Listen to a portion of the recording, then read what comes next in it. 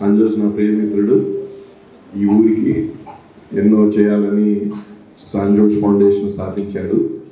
So ఇందులో మన జిల్లా, మన హీరో, మన కోసం అంటే అన్నీ మననే. అంటే మన అంటే ఆ ప్రేమ,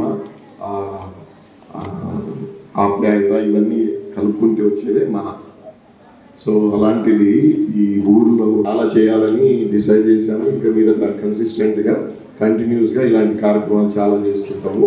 మీరందరూ కూడా నా ప్రియమిత్రుడు సంజోష్ మీద అదే ఆదరణ చూపించి మన జిల్లా వాసైన ఏమేమి మీకు కావాలనో అవి అడిగి చేయించుకుంటే అందరికీ బాగా హెల్ప్ అవుతుంది. ఓకే.